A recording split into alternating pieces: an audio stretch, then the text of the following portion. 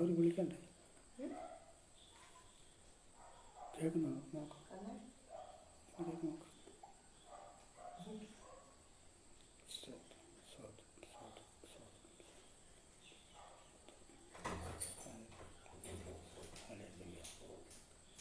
Hallelujah, hallelujah, hallelujah, hallelujah, hallelujah. ദൈവത്തിൻ്റെ അതിപരിശുദ്ധ നാമം വാഴ്ത്തപ്പെടുമാറാകട്ടെ. ഇന്ന് രാത്രികാലം ദൈവവചനമായിട്ട് ഈ പ്ലാറ്റ്ഫോമിലേക്ക് എന്നെ ക്ഷണിച്ച കർത്താവിൻ്റെ ദാസൻ ഗോസ്പൽ മിനിസ്ട്രിയുടെ അഡ്മിനായിരിക്കുന്ന പാസ്റ്റർ ഷിജു, അൽഫ ഗോസ്പൽ മിനിസ്ട്രിയുടെ സംഘാടകർ, എന്നെ ശ്രമിക്കുന്ന എല്ലാ ദൈവദാസന്മാരും, ദൈവജനങ്ങൾക്കും കർത്താവായ യേശുവിൻ്റെ നാമത്തിൽ എൻ്റെ നന്ദിയും സ്നേഹവും അർപ്പിക്കുന്നു. ഇന്നത്തെ രാത്രികാലം ഇങ്ങനെ ലൈവിലായിരിക്കാൻ ദൈവം സഹായിച്ചതോർത്ത് ഞാൻ ദൈവത്തിന് സ്തോത്രം ചെയ്യുന്നു. എന്നെ ഇന്ന് രാത്രികാലം ദൈവം ഏൽപ്പിച്ചതായ ദൈവത്തിൻ്റെ വചനം രാത്രികാലം അല്പസമയം ചിന്തയ്ക്കായിട്ട് കരങ്ങൾ ഏൽപ്പിച്ച് ദൈവത്തോട് പ്രാർത്ഥിക്കുകയും വചനത്തിൽ കൂടെ സംസാരിപ്പാൻ ദൈവം ഇടയാക്കേണ്ടതിനായിട്ട് ഞാനൊരു ദൈവ വചനം വായിക്കുന്നു. യോഹന്നാൻ്റെ സുവിശേഷം 11-ാം അധ്യായത്തിൻ്റെ 1-2 വാക്യങ്ങൾ. മറിയയുടെയും അവളുടെ സഹോദരി മാർത്തയുടെയും ഗ്രാമമായ ബെഥാനിയയിലെ ലാസർ എന്ന ഒരുത്തൻ ദീനമായി കിടന്നു. ഈ മറിയ ആയിരുന്നു കർത്താവിനെ പരിമള തൈലം പൂശി തൻ്റെ മുടി കൊണ്ട് അവൻ്റെ കാൽ തുടച്ചത്. ഇവിടെ നമ്മൾ വായിച്ചതായിട്ട് ആ ദൈവത്തിൻ്റെ വചനം നാം പഠിക്കുമ്പോൾ ബെഥാനിയയിലെ മറിയയും മാർത്ത അവളുടെ സഹോദരൻ ലാസറും ദീനമായി കിടന്നിരുന്നുവെന്ന് കാണാൻ കഴിയുന്നുണ്ട്. ഈ ലാസറും മറിയയും കർത്താവിൻ്റെ ഇഷ്ടമുള്ളവരായിരുന്നു, കർത്താവിനെ സ്നേഹിക്കുന്നവരായിരുന്നു. അങ്ങനെ ഈ മാർത്തയുടെയും മറിയയുടെയും ഗ്രാമമായ ബെഥാനിയയിൽ ലാസർ ദീനമായി കിടക്കുന്നു. അവർക്ക് ആശ്വാസം പകർന്നു കൊടുക്കുന്ന കർത്താവ് അവരുടെ കൂട്ടാളിയായി, അവരുടെ നല്ല സഖിയായി ഉള്ളതുകൊണ്ട് അവർക്ക് യേശുവിനെ വിവരം അറിയിപ്പാൻ താല്പര്യമുണ്ടായി. യേശുവിനെ അവർ വിവരമറിയിക്കുക ആളയച്ചു. യേശുവിൻ്റെ അടുക്കൽ ആളയച്ച് യേശുവിനെ അറിയിക്കുകയാണ്. ലാസർ ദീനമായി കിടക്കുന്നു, കർത്താവേ നീ വരണം, ഞങ്ങളുടെ പ്രശ്നത്തിന്മേൽ നിൻ്റെ കരം ഒന്ന് ചലിപ്പിക്കണമേ. നമുക്കറിയാം, ഈ മറിയ യേശുവിൻ്റെ കാൽ പരിമള തൈലം ഒഴിച്ച് മുടികൊണ്ട് തുടച്ചതായിട്ട് ആ ഭാഗത്താടെ നമുക്ക് കാണാൻ കഴിയുന്നുണ്ട്. അത്രയ്ക്കും സ്നേഹത്തോടെ യേശുവിനെ അനുഗമിക്കുന്ന മറിയയും മാർത്തയും ആയിരുന്നു ഈ മറിയ യേശുവിൻ്റെ കാൽ പരിമള തൈലം പൂശി തുടച്ചത് മുടികൊണ്ട്. അപ്പോൾ മുടികൊണ്ട് തുടച്ച് അവൻ്റെ കാൽപാദം തുടച്ചതായിട്ട് നമുക്കവിടെ കാണാൻ കഴിയുന്നുണ്ട്. ഈ കർത്താവിനെയാണ് അവർ വിളിക്കുന്നത് സ്നേഹമായിട്ട്. ദീനമായി കിടക്കുകയാണ്. ഈ ദീനം അങ്ങനെ സംഭവിച്ചു കഴിഞ്ഞപ്പോൾ യേശു വിവരമറിഞ്ഞിട്ട് പറയുകയാണ്, 2 ദിവസം കൂടെ യേശു അവിടെ പാർത്തിരുന്ന സ്ഥലത്ത് പാർത്തതായിട്ട് നമുക്ക് കാണാൻ കഴിയുന്നു. അപ്പോൾ യേശു വരാതിരുന്നതിൻ്റെ കാരണം ദൈവത്തിൻ്റെ നാമം മഹത്വമായി തീരണം എന്നുള്ളതാണ്. ഇവിടെ നമുക്ക് താഴോട്ട് ഭാഗങ്ങൾ പഠിക്കുമ്പോൾ നമുക്ക് കാണാൻ കഴിയുന്നുണ്ട്, യേശു അത് കേട്ടിട്ട് ദീനം മരണത്തിനായിട്ടല്ല, ദൈവപുത്രൻ മഹത്വപ്പെടേണ്ടതിന് ദൈവത്തിൻ്റെ മഹത്വത്തിനായിട്ടത്രേ എന്ന് പറഞ്ഞു. ദൈവത്തിൻ്റെ നാമം മഹത്വമായി തീരേണ്ടതിനായിട്ടാണ് ദീനമായി കിടക്കുന്ന ലാസറിൻ്റെ അടുക്കിലേക്ക് യേശു വരാഞ്ഞത്. ദൈവത്തിൻ്റെ നാമം മഹത്വമായി തീരണം, ദൈവപുത്രൻ്റെ നാമം മഹത്വമായി തീരണം. എന്നാൽ ഈ ലാസറിന് ദീനം പിടിച്ചിട്ട് ലാസർ മരിച്ചു. യേശു അവിടെ ആ സമയത്ത് വന്നില്ല. ലാസറിനെ അടക്കം ചെയ്തു. മാർത്തയും മറിയും ദുഃഖിതരായി കരഞ്ഞ് ഇരിക്കുന്ന സമയത്ത് യേശു അവിടെ വരുന്നതായിട്ട് കാണാൻ കഴിയുന്നുണ്ട്. അപ്പോൾ യേശു വരുമ്പോൾ യേശുവിനെ എതിരേറ്റ് മാർത്തയും മറിയും കൂടെ ഉള്ളവരും യേശുവിനെ സമീപിച്ച് അവരുടെ വിവരങ്ങൾ യേശുവിനെ ധരിപ്പിച്ചു. അവർ കരഞ്ഞുകൊണ്ട് യേശുവിൻ്റെ അടുക്കലിരുന്നു. യേശുവും അവരോട് ചേർന്ന് കരഞ്ഞതായിട്ട് നമുക്ക് കാണാൻ കഴിയുന്നുണ്ട്. യേശു കണ്ണുനീർ വാർത്തു. യേശു അങ്ങനെ അവിടെ നിന്നും അവരോട് ചോദിക്കുന്നു, ലാസറിനെ എവിടെയാണ് വച്ചിരിക്കുന്നത്? മാർത്ത പറഞ്ഞു, കർത്താവേ, അവൻ മരിച്ചു, 4 നാൾ കഴിഞ്ഞു, അവൻ നാറ്റം വച്ചിരിക്കുന്നു. യേശു പറയുന്നു, ഞാൻ തന്നെ പുനരുത്ഥാനവും ജീവനുമാകുന്നു. മാർത്തയും മറിയും വിശ്വസിച്ചുകൊണ്ട് പറയുകയാണ്. മാർത്ത പറഞ്ഞു, പുനരുത്ഥാനത്തിങ്കൽ അവൻ ഉയർത്തു വരും. യേശു പറയുകയാണ്, ഞാൻ തന്നെ പുനരുത്ഥാനമായിരിക്കുന്നു, ഞാൻ തന്നെ ജീവനായിരിക്കുന്നു.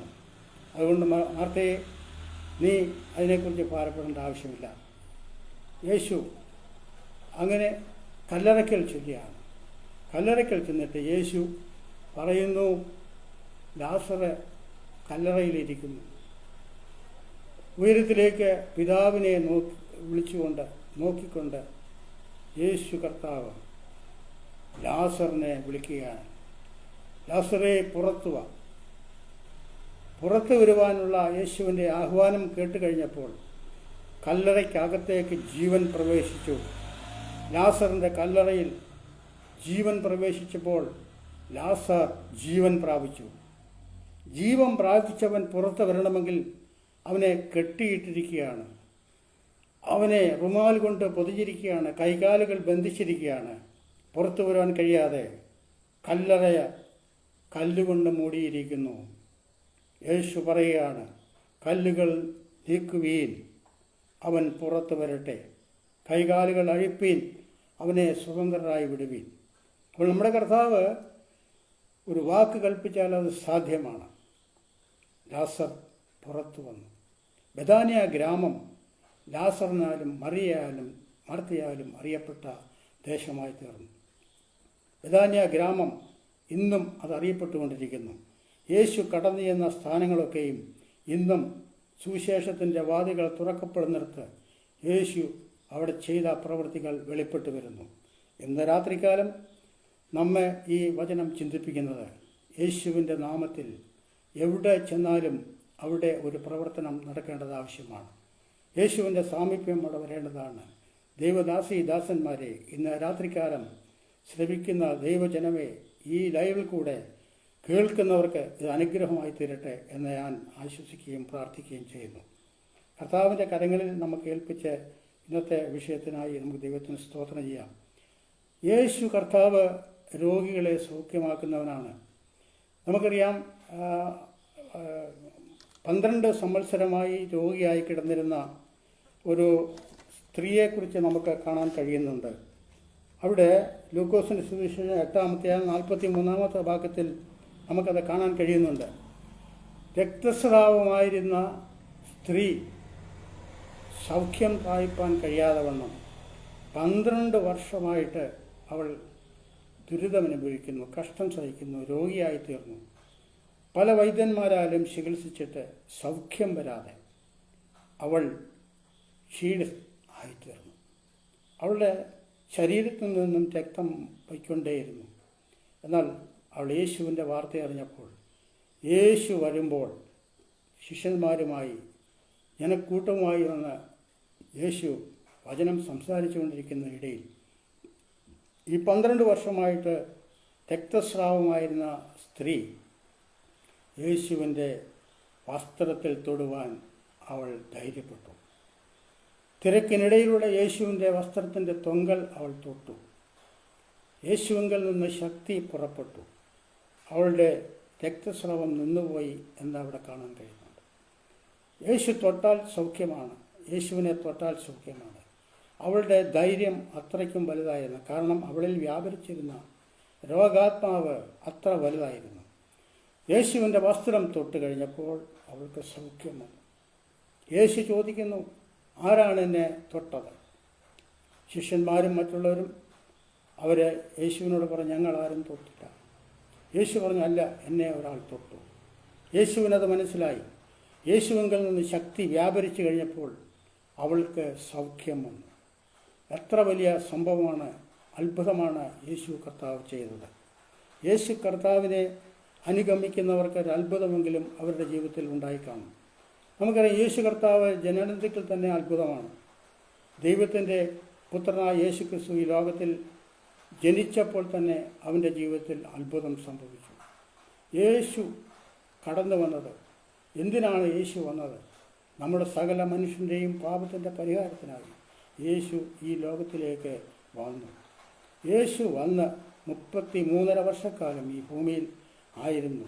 എന്നാൽ 30 വർഷം തൻ്റെ മാതാപിതാക്കളോട് ചേർന്ന് യേശു ദൈവത്തിൻ്റെ പ്രവൃത്തിക്കായി ഒരുങ്ങി 30 വർഷം മാതാപിതാക്കളോട് ചേർന്ന് വസിച്ചു. 3.5 വർഷക്കാലം യേശു കർത്താവ് തൻ്റെ പരസ്യ ശുശ്രൂഷകൾ ദൈവത്തിന് വേണ്ടി ചെയ്യുവാൻ പുറപ്പെട്ട് യേശു അത്ഭുതങ്ങൾ ചെയ്യുവാൻ തുടങ്ങി. യേശുവിൻ്റെ കൂടെ ശിഷ്യന്മാരെ യേശു തിരഞ്ഞെടുത്തു. ശിഷ്യന്മാർ ഇല്ലെങ്കിൽ യേശുവിനറിയാം പിന്നത്തേതിൽ യേശുവിനെക്കുറിച്ച് പ്രസംഗിക്കാനോ യേശുവിൻ്റെ പ്രവൃത്തികൾ ചെയ്യുവാനോ കഴിയുകയില്ല. അതുകൊണ്ട് യേശു ശിഷ്യന്മാരെ തിരഞ്ഞെടുത്തു.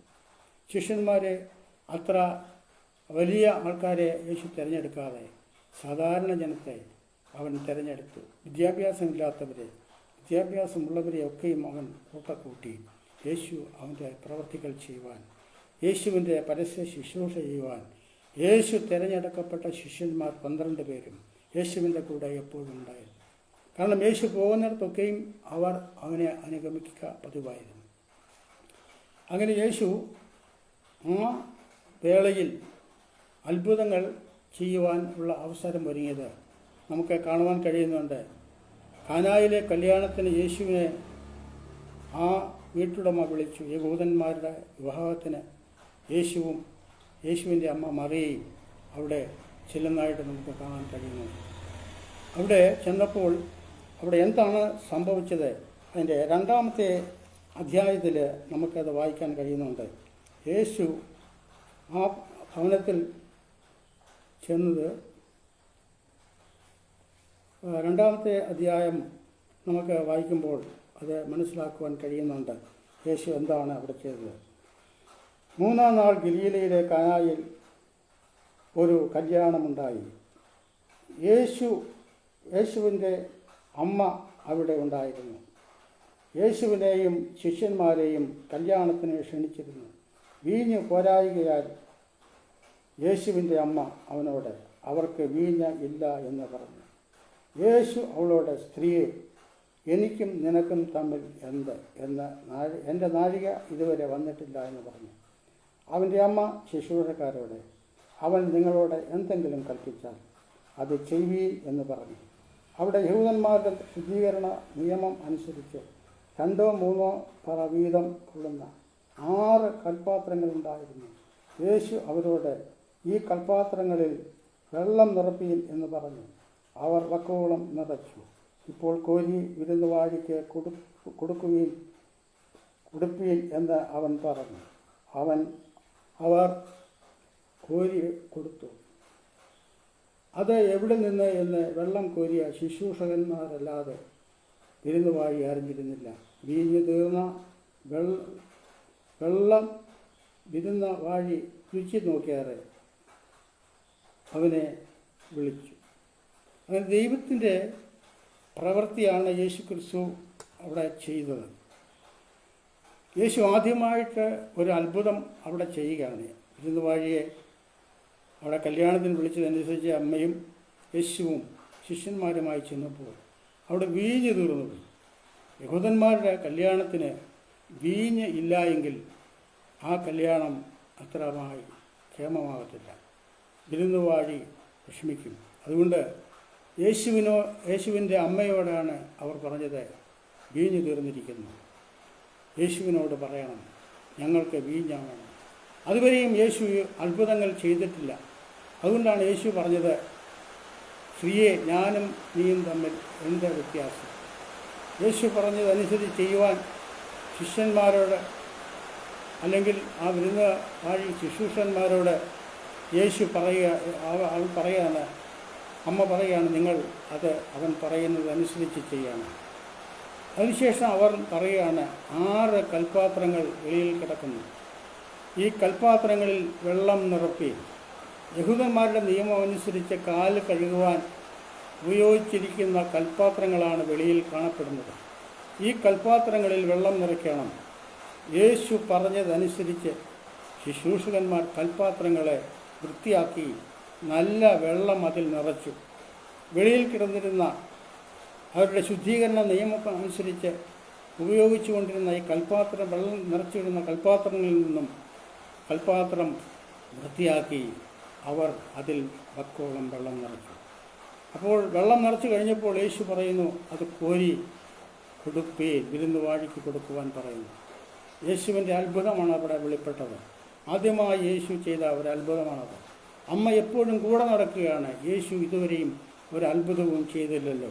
എന്നാൽ യേശു അവിടെ ഒരു അത്ഭുതം ചെയ്തു കഴിഞ്ഞപ്പോൾ അമ്മയ്ക്ക് മനസ്സിലായി, ഇവൻ അത്ഭുതം ചെയ്യുന്നവനാണ്, അവൻ അത്ഭുത മന്ത്രിയാണ്, വീരനാം ദൈവമാണ്, നിത്യപിതാവാണ്. ആ കർത്താവായ യേശുവാണ് ഈ ലോകത്തിലേക്ക് വന്നിരിക്കുന്നത്. നാമും അവനെയാണ് അനുഗമിക്കുന്നത്. അവൻ്റെ പാതയിൽ നാം ഓടുന്നുവെങ്കിൽ ദൈവം നമുക്ക് വേണ്ടി അത്ഭുതങ്ങളെ ചെയ്യും. അത്ര വലിയ പ്രവൃത്തിയാണ് നമുക്കവിടെ യേശുവിൽ കൂടെ കാണാൻ കഴിയുന്നത്. അതിനുശേഷം യേശു അത്ഭുതങ്ങൾ തുടർന്നും ചെയ്തുകൊണ്ടിരുന്നു. നമുക്കറിയാം, യോഹന്നാൻ്റെ സുവിശേഷം 5-ാം അധ്യായത്തിൻ്റെ അതിൻ്റെ 6-ാം ഭാഗത്തിൽ നമ്മൾ പഠിക്കുമ്പോൾ ഒരു രോഗിയെക്കുറിച്ച് കാണുവാൻ കഴിയുന്നുണ്ട്. 38 വർഷമായിട്ട് രോഗിയായി കിടന്നിരുന്ന ഒരു മനുഷ്യനെ യേശു കാണുകയാണ്. അതിൻ്റെ ആദ്യ ഭാഗങ്ങളിൽ നമുക്ക് കാണാൻ കഴിയുന്നു, ബെഥെസ്ദാ കുളക്കരയിൽ കിടക്കുന്ന രോഗികളുടെ ഒരു കൂട്ടം. ബെഥെസ്ദാ കുളക്കര എന്ന് പറയുമ്പോൾ കരുണയുടെ ഭവനം. ആ ഭവനത്തിൽ അനേക രോഗികൾ 5 മണ്ഡപങ്ങളിലായി കിടക്കുകയാണ്. ദൂതൻ വരുമ്പോൾ ആദ്യം കുളത്തിൽ ഇറങ്ങി വെള്ളം കലക്കുമ്പോൾ ഇറങ്ങുന്നവനാണ് സൗഖ്യം പ്രാപിക്കുന്നത്. ദൂതൻ്റെ വരവും കാത്തു കിടക്കുന്ന രോഗികളുടെ വലിയ ഒരു കൂട്ടം. അവിടെ രോഗികൾ മാത്രമേ അവിടെ കൂടിയിട്ടുള്ളൂ. കാരണം അവരുടെ ജീവിതത്തിൽ രോഗാവസ്ഥയിൽ കിടക്കുന്നവർക്ക് ഈ ദൂതൻ്റെ വരവ് കാത്ത് വെള്ളം കലങ്ങുമ്പോൾ ആദ്യം ഇറങ്ങുന്ന ഏത് വ്യക്തിയാണെങ്കിലും അവൻ സൗഖ്യം പ്രാപിക്കും. അങ്ങനെ ആ ബെഥെസ്ദാ കുളക്കരയിലേക്ക് യേശു വന്നു. ഹല്ലേലൂയ. യെരൂശലേം ആട്ടുവാതുക്കൽ എന്ന് പറയുന്ന ആ സ്ഥലത്താണ് വന്നത്. എന്നാൽ യേശു വന്നിട്ട് 38 വർഷമായിട്ട് രോഗിയായി കിടന്നിരുന്ന ഒരു മനുഷ്യനെ കണ്ടു. യേശു അവനെ കണ്ടിട്ട് അവനോട് ചോദിക്കുകയാണ്, ഞാൻ നിനക്ക് എന്ത് ചെയ്തു തരാണ്? അവൻ കംപ്ലൈൻ്റാണ് യേശുവിനോട് പറയുന്നത്. കർത്താവേ, ഞാൻ കുളത്തിൽ ഇറങ്ങുന്നതിന് മുമ്പായിട്ട് വേറൊരുവൻ വന്ന് വെള്ളം കലങ്ങുമ്പോൾ ഇറങ്ങി സൗഖ്യം പ്രാപിച്ച് മടങ്ങിപ്പോകുന്നു.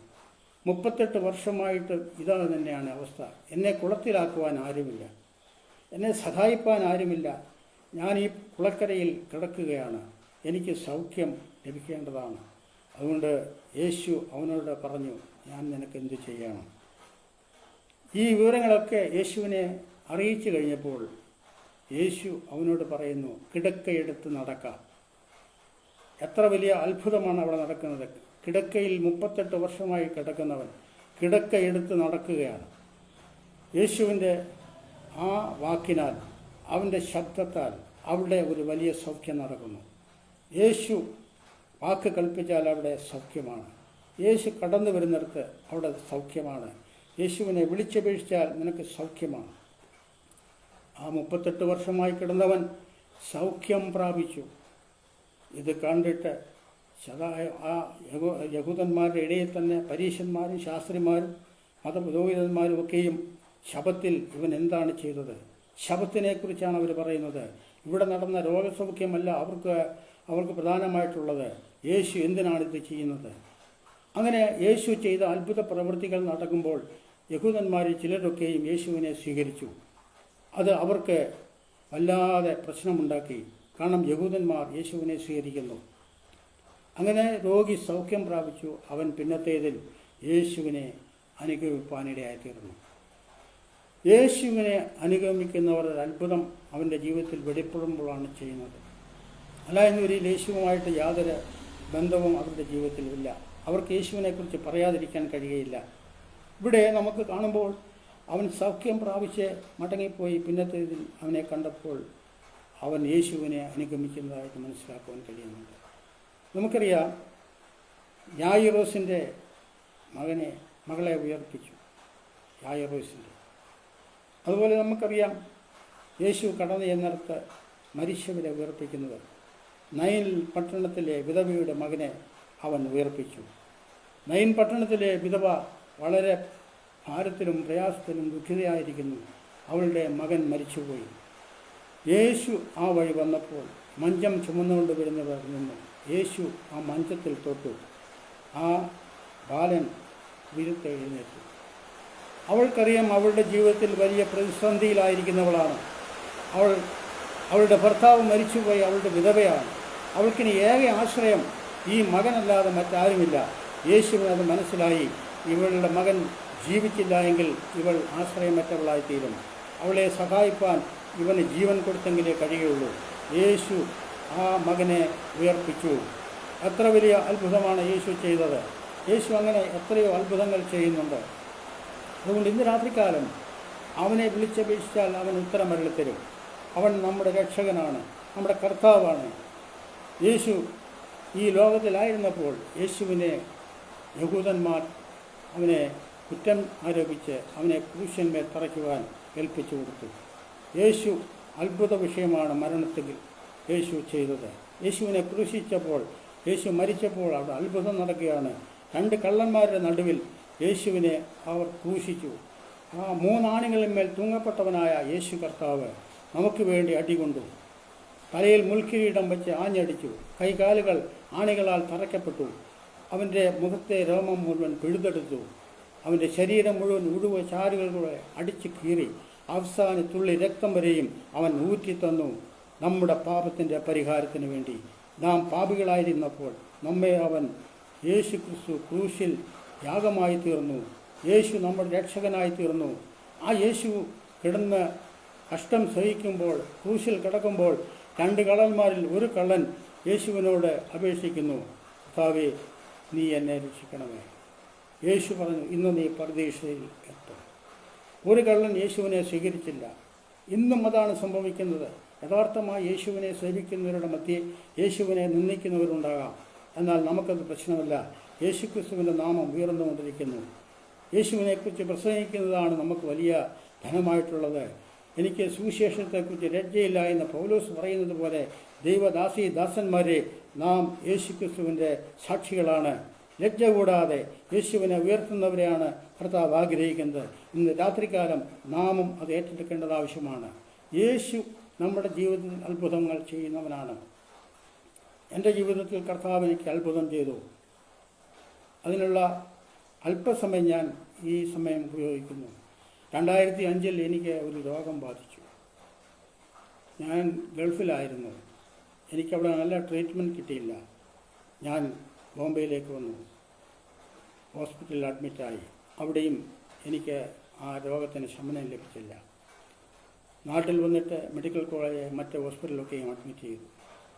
അവർ ചെക്ക് ചെയ്ത് നോക്കിയപ്പോൾ എൻ്റെ വയറ്റിൽ നിന്നും ധാരാളമായി രക്തം പോകുന്ന ഒരു രോഗമായിരുന്നു. ഈ രോഗത്തിന് ഒരു ശമനവുമില്ല. 65 കിലോ ഉണ്ടായിരുന്ന ഞാൻ 30 കിലോ ആയി. എനിക്ക് എഴുന്നേറ്റ് നടക്കുവാൻ കഴിയില്ല. കിടക്കയിൽ കിടക്കുന്നു. ഹോസ്പിറ്റലിലായിരിക്കുന്നു. അന്നൊരു രാത്രി ഞാൻ കർത്താവിനോട് സമർപ്പിച്ചു, കർത്താവേ, നീ എന്നെ സൗഖ്യമാക്കണം. നിൻ്റെ വേല ചെയ്യുവാൻ എന്നെ നീ സഹായിക്കണം. നിൻ്റെ വേല ഞാൻ ചെയ്തുകൊള്ളാം. പൂർണ്ണമായിട്ട് നിൻ്റെ വേല ചെയ്യണം. അതാണ് കർത്താവ് ആഗ്രഹിക്കുന്നത്. എനിക്ക് മനസ്സിലായി. എന്നെക്കുറിച്ചുള്ള ഉദ്ദേശം കർത്താവിനെ ഞാൻ പറഞ്ഞ് മനസ്സിലാക്കി. കർത്താവിനോട് സംസാരിച്ചു. ഞാൻ കിടക്കയിൽ കിടന്ന ഞാൻ സൗഖ്യമായത് എഴുന്നേൽപ്പിക്കാൻ കർത്താവ് സഹായിച്ചു. കർത്താവ് എന്നെ സൗഖ്യമാക്കി. ഞാനത് വിശ്വസിച്ചു. കർത്താവെ, നീ എന്നെ സൗഖ്യമാക്കി. അതുവരെയും കിടക്കയിൽ കിടന്ന ഞാൻ എഴുന്നേറ്റ് ആ സ്ഥലത്തൊക്കെ നടന്ന് പ്രാർത്ഥിപ്പാനിടയായി. അതിനുശേഷം ഞാൻ ആ ഹോസ്പിറ്റലിൽ വിട്ട് ഞാൻ എൻ്റെ ഭവനത്തിൽ വന്ന് വിശ്രമിച്ചു. ഇനി ഞാൻ ഹോസ്പിറ്റലുകളെ ആശ്രയിക്കത്തില്ല. കർത്താവിനെ സൗഖ്യമാക്കി. ഞാൻ ഭവനത്തിൽ വന്ന് കുറേ നാൾ റെസ്റ്റ് എടുത്തു കഴിഞ്ഞപ്പോൾ എൻ്റെ ഭാരം വർദ്ധിക്കാൻ തുടങ്ങി. എൻ്റെ ശരീരം ബലമുള്ളതായി തീരാൻ തുടങ്ങി. നടക്കാൻ വയ്യാത്ത നടക്കാനുള്ള ആരോഗ്യം എനിക്ക് കിട്ടി. ഞാൻ കർത്താവിന് വേണ്ടി സമർപ്പിക്കപ്പെട്ടു. കർത്താവിനെ സൗഖ്യമാക്കി. ഇന്ന് രാത്രികാലം നിങ്ങളുടെയും ജീവിതത്തിൽ അവൻ അത്ഭുതം ചെയ്യുന്നവനാണ്. കർത്താവിനെ വിളിച്ചപേക്ഷിക്കുന്നവനെ അവൻ കൈവിടുകയില്ല, ഉപേക്ഷിക്കുകയുമില്ല. അവൻ ഒരു നാളും നമ്മെ തള്ളിക്കളയില്ല. അവങ്കിലേക്ക് നോക്കിയവർ പ്രകാശിതരായി, അവരുടെ മുഖം ലജ്ജിച്ചു പോയതുമില്ല എന്ന് വചനം കാണുന്നുണ്ട്. ഇന്ന് രാത്രികാലം അവങ്കിലേക്ക് നാം നോക്കേണ്ടത് ആവശ്യമാണ്. ഇന്ന് രാത്രികാലം നാം യേശുവിലാണോ? എൻ്റെ പാപത്തിൽ നിന്ന് പരിഹാരം ലഭിക്കാൻ ഇടയായോ?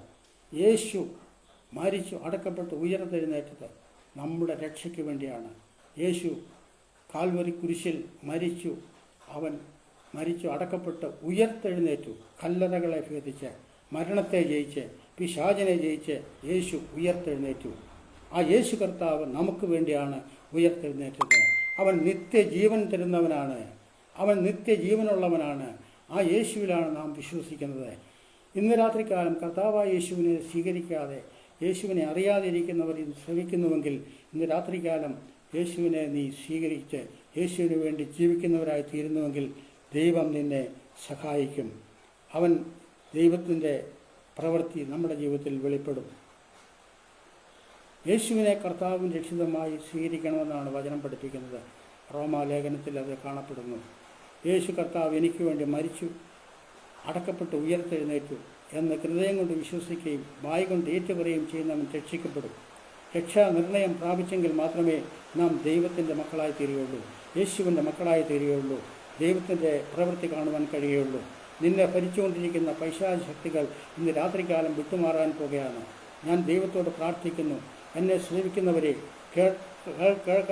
കേട്ടപ്പെട്ടതായ ഈ ദൈവത്തിൻ്റെ വചനം നമ്മളോടും എന്നോടും ഒക്കെ സംസാരിച്ചു കൊണ്ടിരിക്കുകയാണ്. ദൈവിക പ്രവൃത്തികൾ വെളിപ്പെടുകയാണ്. ഇന്ന് രാത്രികാലം ആരത് സമർപ്പിച്ചു കൊടുക്കും.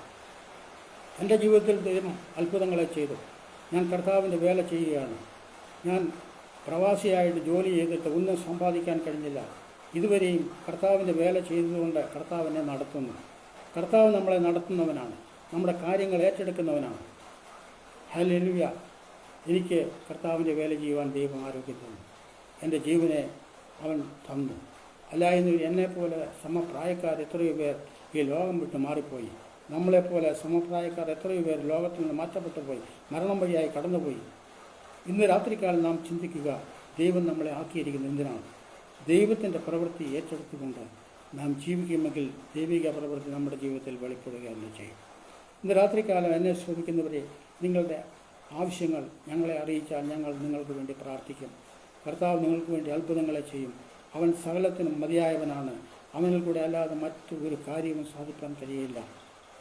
നമുക്ക് അറിയാം, കല്ലറകളിലൊക്കെ അലറി നടന്ന ലഹ്യോനെക്കുറിച്ച് യേശു കണ്ട് അവൻ്റെ ഭൂതത്തെ പുറത്താക്കി. കല്ലറകളിൽ അവൻ അലറിക്കൊണ്ട് ഉരുമ്മി, ചങ്ങലകൾ ഉരുമ്മി പൊട്ടിച്ചു കളയുന്ന പൈശാചിക ശക്തി അവനെ ഭരിച്ചുകൊണ്ടിരുന്നു. എന്നാൽ കല്ലറകളെ പൊളിച്ചു കളയുന്ന വലിയ പ്രവൃത്തിയാണ് അവനിൽ കൂടെ ഉണ്ടായിരുന്നത്. അവിടെ അവൻ മലകളിൽ കൂടെ ഓടി നടന്നവനായിരുന്നു. എന്നാൽ യേശു അവനെ കണ്ടു കഴിഞ്ഞപ്പോൾ അവനോട് മനസ്സിലിഞ്ഞിട്ട് അവൻ്റെ ഭൂതത്തെ പുറത്താക്കി പന്നികളുടെ ഇടയിലേക്ക് വിട്ടു. പന്നികൾ കടും ദൂക്കത്തോടെ കടലിൽ ചാടി ചാവുവാനിടയായി തീർന്നു. പിശാചിനോട് എതിർക്കാനുള്ള ദൈവകൃപ നമ്മുടെ മേൽ അവൻ തരും. യേശു അത് ചെയ്തു കാണിച്ചു കൊടുക്കുകയാണ്. ഭൂതങ്ങളെ കീഴടക്കുവാൻ, ഭൂതങ്ങളെ പുറത്താക്കുവാൻ, രോഗികളെ സൗഖ്യമാക്കുവാൻ തൻ്റെ ശിഷ്യന്മാർക്ക് അധികാരം കൊടുത്തു. ആ യേശുവിലാണ് നാം വിശ്വസിക്കുന്നത്. എങ്കിൽ ഇന്ന് രാത്രികാലം നമ്മെ ഏൽപ്പിച്ചിരിക്കുന്ന ശുശ്രൂഷകൾ പടിപടിയായി ചെയ്യുവാൻ അവൻ നമ്മെക്കുറിച്ച് ആഗ്രഹിക്കുകയാണ്. ശുശ്രൂഷയിൽ മങ്ങിയിരിക്കുന്നവരെ, ശുശ്രൂഷയിൽ വളരുവാൻ കഴിയാതിരിക്കുന്നവരെ ഇന്ന് രാത്രികാലം ഏൽപ്പിച്ചു കൊടുക്കുമോ? ദൈവജനമേ, ദൈവദാസന്മാരെ, ദൈവദാസിമാരെ, നിങ്ങൾക്ക് വേണ്ടി അവൻ അത്ഭുതങ്ങളെ ചെയ്യുന്നവനാണ്. നാം സാധാരണ വ്യക്തിയല്ല ആരാധിക്കുന്നത്. അവൻ നമ്മുടെ കർത്താവും രക്ഷിതാവുമാണ്. അവൻ നമ്മുടെ സകല കാര്യങ്ങളും ഏറ്റിരിക്കുന്നു. അതുകൊണ്ട് ധൈര്യത്തോടെ കർത്താവിൻ്റെ വേലയിൽ നാം മുന്നേറേണ്ടത് ആവശ്യമാണ്. രാത്രികാലം ആരെല്ലാം അത് സമർപ്പിച്ചു കൊടുക്കും, ആരെല്ലാം അത് ഏറ്റുകൊടുക്കും, അവർക്ക് വേണ്ടി ദൈവം അത്ഭുതങ്ങളെ ചെയ്യും. ദൈവിക പ്രവൃത്തിയാണ് നാം കണ്ടുകൊണ്ടിരിക്കുന്നത്. ഇന്ന് രാത്രികാലം ഞാൻ നിങ്ങൾക്ക് വേണ്ടി പ്രാർത്ഥിക്കാം.